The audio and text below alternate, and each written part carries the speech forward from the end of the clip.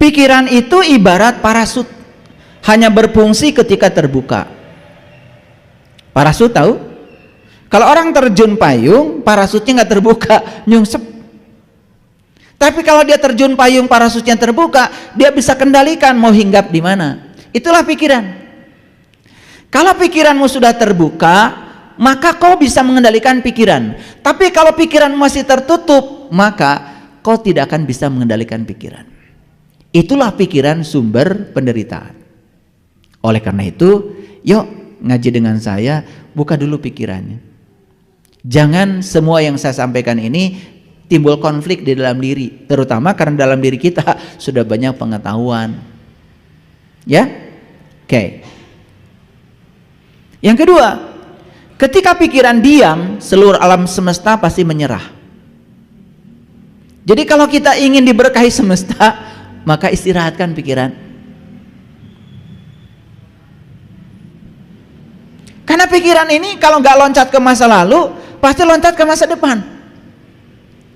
Dan pikiran itu tidak suka saat ini. Padahal hidup itu di sini, saat ini, sekarang.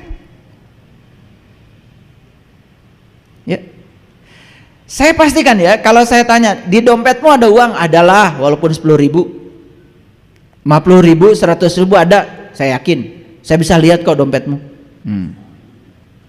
Tapi begitu kalian dibawa ke masa depan oleh pikiran, pasti akan berpikir nanti, besok, lusa seperti apa.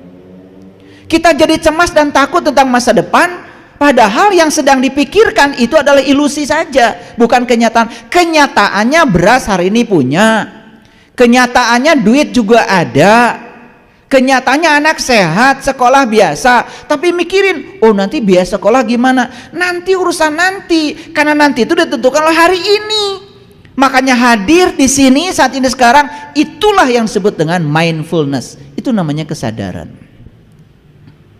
Pikiran kita tuh tidak suka dua, tidak suka satu, yaitu hadir di sini. Sukanya itu membawa kita ke masa lalu. Kalau kita dibawa ke masa lalu, pasti kalian sedih. Kalau dibawa ke masa depan, pasti takut dan cemas. Makanya Quran itu sangat hebat. Quran itu mengatakan la takhaf wa la tahzan. Jangan takut dan jangan sedih. Takut itu tentang masa depan, sedih itu pasti tentang masa lalu. Makanya di sini saya menyediakan klinik holistik. Yang sudah kadung pikiran-pikiran buruk masuk alam bawah sadar, sudah masuk di memori jangka panjang,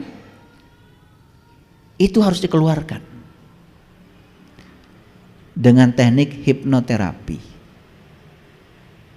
Itu yang disebut dengan menyembuhkan penyakit dari akarnya. Itu yang namanya penyembuhan secara holistik. Kita selama ini sakit kepala langsung minum obat sakit kepala, sakit pinggang minum obat penghilang rasa sakit pinggang. Kalian itu cuma menghilangkan rasa sakit sesaat, akarnya nggak pernah disentuh. Padahal akarnya alam bawah sadarmu yang harus dibereskan. Di situ sumber penyakitnya sebetulnya.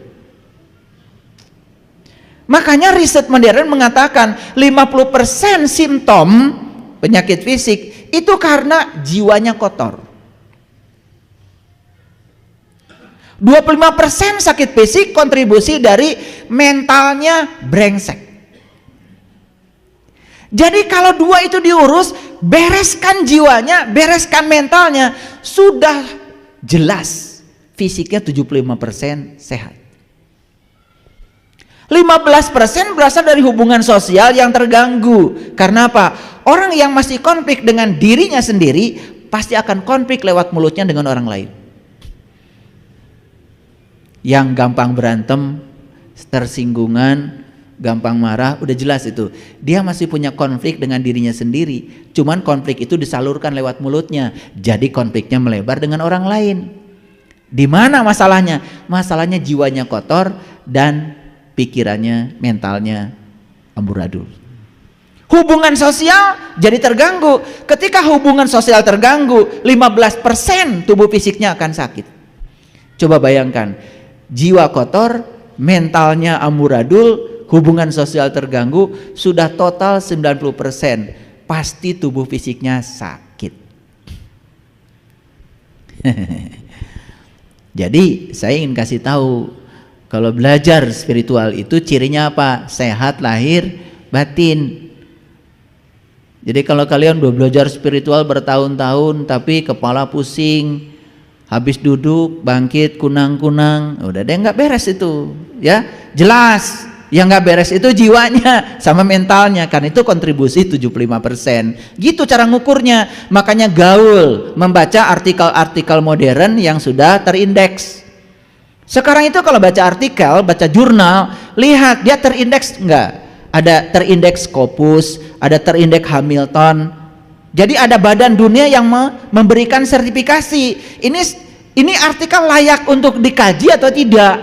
Hasil riset atau bohong gitu. Jangan membaca hoax. Tapi artikel yang terindeks bayar. Kalian kan pengennya gratis. Asal ada tulisan orang belum dibaca, belum diamati langsung di-share. Itulah kita ya, kadang-kadang lucu ya, kadang-kadang lucu ya. Ngerti sampai sini? Oke, bisa dilanjutkan? Oke. Jadi ingin sehat lahir batin, ya tentu saja sehatkan jiwa, sehatkan mental. Nah, gimana cara menyehatkan jiwa? Di sini banyak yang nggak tahu. Dikiranya kalau ngaji kayak gini itu langsung santapan jiwa. Enggak. Kalau jiwamu ingin sehat, jiwamu kasih makanan yang sehat. Kalau jiwa itu nur, makanan jiwa adalah nur ala nur. Disitulah harus tahu mana mulut jiwanya, gimana cara makannya. Disitulah pentingnya kita bertemu dengan guru yang bisa mengajarkan kita untuk bisa ngasih santapan jiwa. Maaf ya. Kan sekarang ini asal pengajian disebut pengajian ruhani, betul? Iya, walaupun isinya menghujat orang yang berbeda. Walaupun isinya terus aja mengkafir-kafirkan orang yang berbeda dengan dia, atau menyesat-nyesatkan orang yang tidak sama dengan dia. Kan itu dianggap benar. Ciri orang yang sudah bijaksana, dia bisa menerima perbedaan. Dan orang yang sudah bijaksana tidak pernah menyalahkan orang lain. Bahkan orang lain melakukan kejahatan pun dia tahu, oh kesadaran dia baru sampai di situ, biarin aja. Nanti juga dari kejahatannya dia akan terima akibat. Akibat yang akan mengajarkan dia untuk bangkit naik kesadaran tanpa kita. Jadi kalian jangan usil, jangan komentar. Mau bulan puasa aja sibuk bikin spanduk, hormati yang berpuasa. Waduh, katanya yang berpuasa lebih waras daripada yang tidak berpuasa, tapi yang waras minta dihormati yang nggak waras. Jadi saya bingung siapa yang waras ini. Harusnya kalau mau puasa ya bikin spanduknya bukan begitu. Kami yang tidak berpuasa menghormat, kami yang puasa karena sadar menghormati yang tidak berpuasa. Bikin spanduk itu pasti ditimpukin orang sekampung. Padahal itu yang waras. Harusnya yang sadar menghormati yang tidak sadar, bukan yang tidak sadar disuruh menghormati yang sadar. Makanya makin banyak slogan di tempat kita itu sedang mencerminkan siapa diri kita. Jadi kalau di depan rumah ada tulisan jangan injak rumput, berarti orang-orang di situ masih injak rumput, masih ada pengumuman. Makanya hati-hati bikin pengumuman.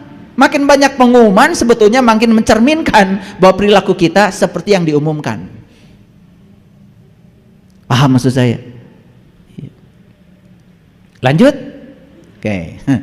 Ketika pikiran diam, seluruh alam semesta akan menyerah. Ngerti maksudnya?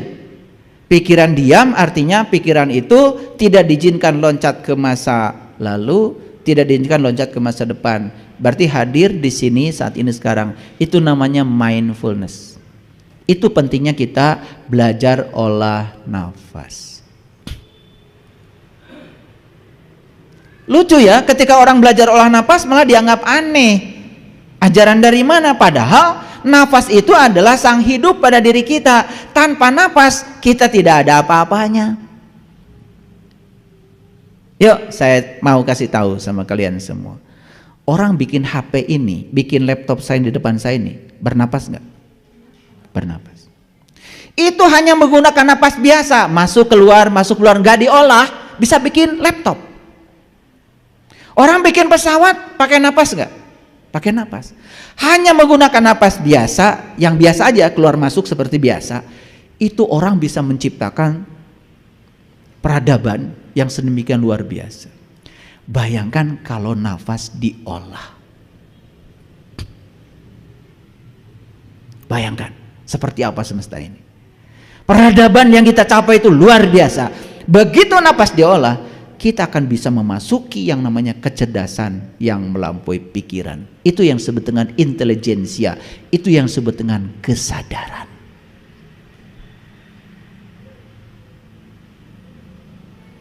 Makanya Rama pernah kehilangan Sinta, karena Sinta dicuri oleh Rahwana. Pernah tahu cerita itu kan? Siapa Rama? Nih Rama tuh kita. Siapa Sinta? Sinta tuh kesadaran yang ada pada kita. Siapa Rahwana? Rahwana tuh pikiran kita. Karena kesadaran dicuri oleh pikiran kita, makanya Rahwana disebut Dasamuka. Dasamuka itu 10 wajah.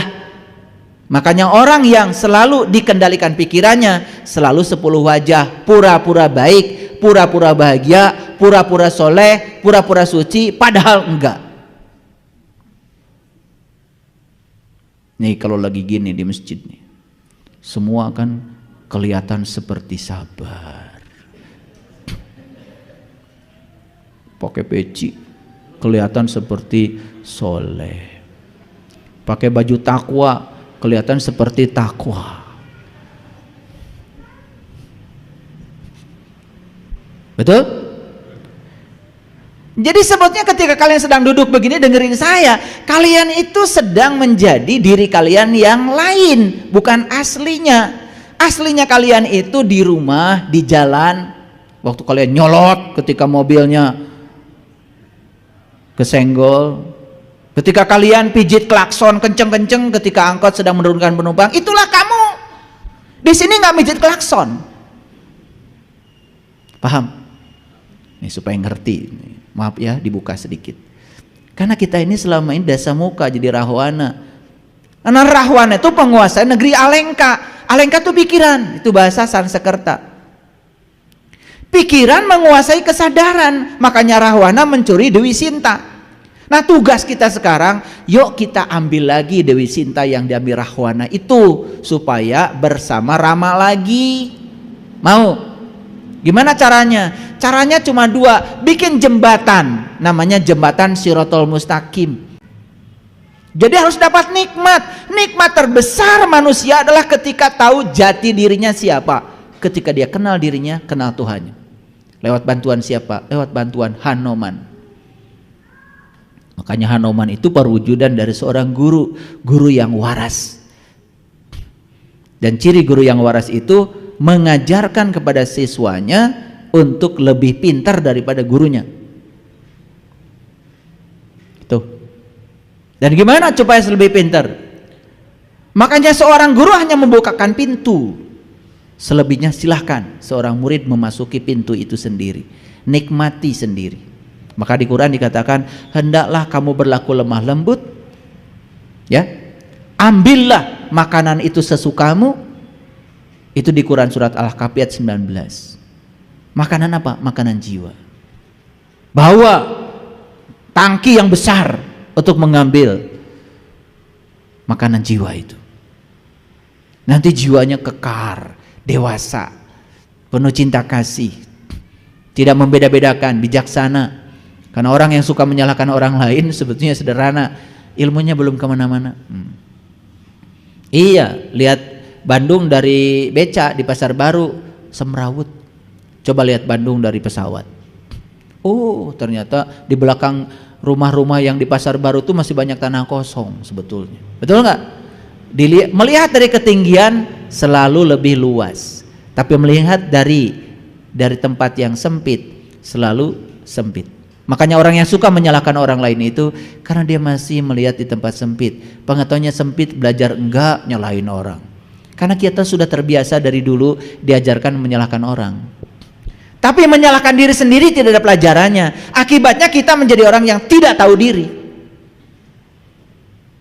Untuk bahagia saja kita perlu mengkondisikan orang lain seperti yang kita mau. Aduh, mohon maaf ya, tolol banget. Ya ingin bahagia, bahagia saja. Orang lain melakukan apa ya jangan kamu pedulikan. Karena kamu tidak punya kuasa untuk mengendalikan siapapun. Kamu hanya punya kuasa mengendalikan dirimu sendiri. Repot banget sih. Mau nyalakan lampu, yang penting tahu saklarnya taruh di mana, kan gitu. Begitu tahu saklarnya, cek, langsung lampu nyala. Bahagia itu mau sekarang aja. Makanya orang bijak mengatakan, kalau kamu ingin bahagia, berbahagialah sekarang. Nggak usah nunggu apa-apa. Wah, saya nanti akan bahagia kalau rumah saya sudah selesai. Belum tentu umurmu sampai rumahmu selesai. Saya akan bahagia kalau perusahaan saya maju. Belum tentu umurmu sampai perusahaan maju. Kalau mau bahagia ya sekarang aja. Mau mati dalam keadaan menderita karena perusahaannya belum maju begitu? Bodoh banget. Mau bahagia sekarang aja. Gampang kok. Ngaji dengan saya gampang. Mau bahagia sekarang aja. Ya, nggak usah nunggu nanti. Anda mengendalikan pikiran sendiri atau pikiran yang mengendalikan Anda? Nah, lihat saya semua. Kebanyakan manusia itu bukan mengendalikan pikiran, tapi ia dikendalikan oleh pikiran. Ini penting ini sumber kesehatan. Kalau kita sudah bisa mengendalikan pikiran, aduh, sehat lahir batin. Ini ilmu yang sangat luar biasa ini. Saking luar biasanya gratis. Jadi cinta itu harus kita ambil lagi. Syaratnya bikin jembatan Shiratal Mustaqim, harus minta bantuan Hanoman supaya cinta diambil lagi dan kemudian menyatu kembali dengan Rama.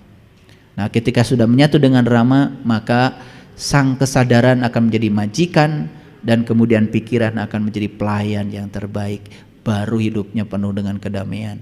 Kita selama ini mencari kedamaian keluar dari diri kita, bukan memperbaiki ke dalam. Ya, mohon maaf. Karena kita belajar sama orang yang tidak sadar, ya bukan tambah sadar, ya tambah nggak sadar, betul nggak? Baca ini 100 kali, baca ini 100 kali, terus aja, ya habis waktu, ya kan? Ingin kaya, baca surat Al-Kahfi tiap pagi 7 kali, ya bukan kaya, sengsara. Orang udah kerja dia masih baca surat aja terus, betul nggak? Belangsak. Dan percaya lagi sama yang gitu-gitu ya. Dia jadi sendiri yang nyuruhnya miskin, nggak punya duit. Motor aja nyicil diambil leasing. Udah gitu ngajarin begitu. Kalian tuh kadang-kadang suka aneh ya. Pengen kaya, cari dukun. Dukunnya aja tinggal di saung, pinggir hutan, tanah aja nggak punya, saung juga punya siapa? Ngajarin kaya. Ya Allah. Coba waras sedikit ya. Makanya saya sama kadang-kadang suka bergurau saya sama murid-murid saya. Kamu itu bikin malu aja. Kenapa ya? Ke rumah saya jangan pakai mobil jelek itu. Maaf ayah, padahal saya cuma bergurau aja. Besoknya dia bawa mobil bagus. Gimana nih mobil? Nyicil ayah. Bagus. Mobil siapa ini? Mobil saya. Bukan, mobil Allah. Kamu dikasih hak guna pakai. Insya Allah nanti yang nyicil Allah, karena Allah yang punya. Saya bilang, oh gitu ayah. Ya. Udah masih tahu lagi sama saya. Alhamdulillah tiap bulan tepat waktu cicilannya. Gitu. Karena pikiran, betul nggak? Iya. Kayaknya saya suka bergurau ya. Ketemu saya, kamu aduh itu sepeda motor udah kayak gitu masih dipakai, sepatu butut, janganlah. Saya bergurau aja supaya katanya Tuhannya maha kaya lah, kamu kayak gitu. Tuhan kamu yang mana? Ya makan minum kopi aja kamu susah. Ini antara pikiran, kata-kata dan perbuatan harus selaras, ya kan?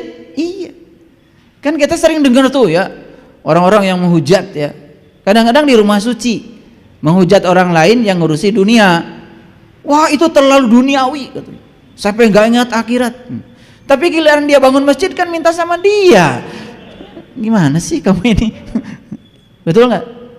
Iya. Yang sekarang ngaji bagus, yang sekarang nggak ngaji kena orang tuanya sakit bagus.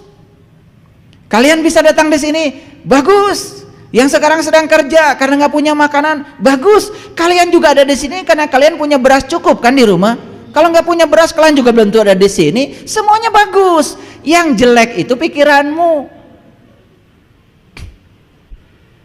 Jadi mulai sekarang stop berkomentar pada orang lain. Jangan usil, jangan komentar, maafkan, biarkan. Itu ilmunya. Itu wiridan dari saya itu. Ya, saya nggak ngasih doa-doa yang macam-macam. Jangan usil, jangan komentar, maafkan, biarkan. Itu aja. Suami pulang terlambat, jangan usil, jangan komentar. Sudah, siapkan teh kesukaannya, siapkan buka kaos kakinya, peluk. Udah, pura-pura nggak tahu aja. Beres urusan. Betul nggak? Lah iya, dikomentari pulang dari mana, sama siapa, kemana dulu, waduh, ya ribet. Ini kan sebenarnya soal cara. Cuman kita selama ini mengabaikan cara yang semacam ini. Betul nggak? Iya. Ingin suami baik, terus dia ceritakan keburukannya. Masuk alam bawah sadar, bless, jadi doa. Ya suaminya nggak baik-baik. Ceritakan yang baiknya aja, walaupun kenyataannya belum baik. Semoga kata-katamu jadi doa. Kan begitu. Ngerti maksud saya? Makanya kalau ingin hidup bahagia, bicarakan yang kamu bahagia. Kalau ingin bahagia, pikirkan yang kamu bahagia. Itu aja ilmunya.